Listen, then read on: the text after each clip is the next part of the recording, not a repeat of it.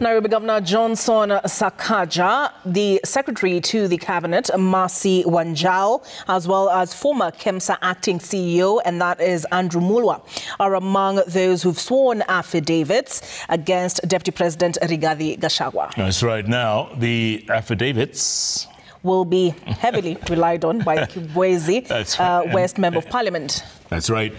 Mwengi Mutuse, as he takes to the stand to prosecute Gachagua, seeking to have the National Assembly impeach him.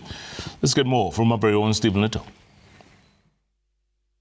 The clock is ticking ahead of the Tuesday marathon hearing and later a vote on the impeachment motion against Deputy President Rigathi Gachagua. Kibwezi West lawmaker Mwengi Mutuse says his paperwork is very ready for Tuesday.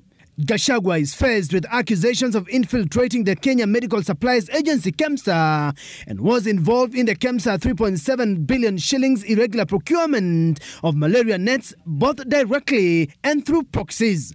His proxies, according to the special motion, were his son, Dr. Ikinu Rigathi, and Shobika Impex Private Limited, an Indian company that was irregularly awarded the tender. The irregularities forced the donor, the Global Fund, to terminate the procurement proceedings.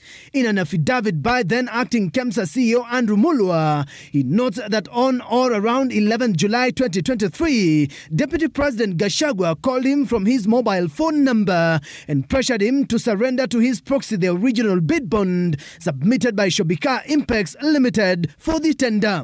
According to Mulwa, Dr. Ikinu Rigathi, Gachagua's son, called and sent him WhatsApp messages claiming to be acting for and on the instructions of Gachagua.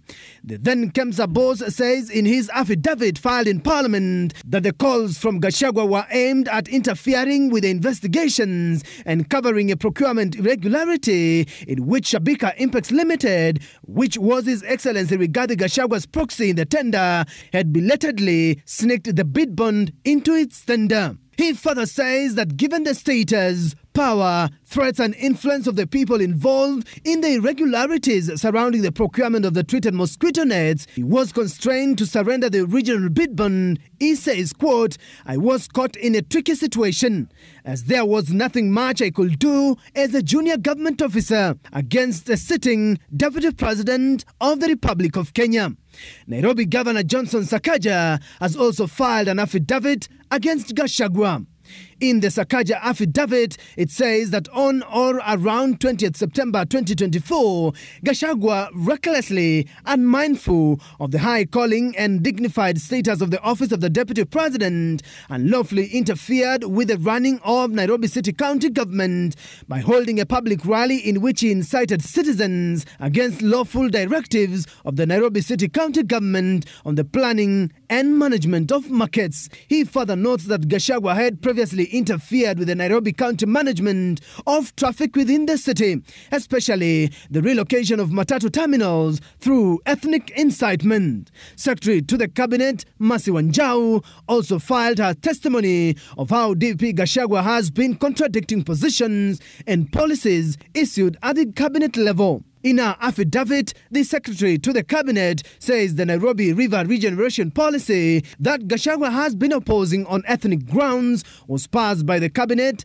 and its implementation was also copied to his office and other ministries.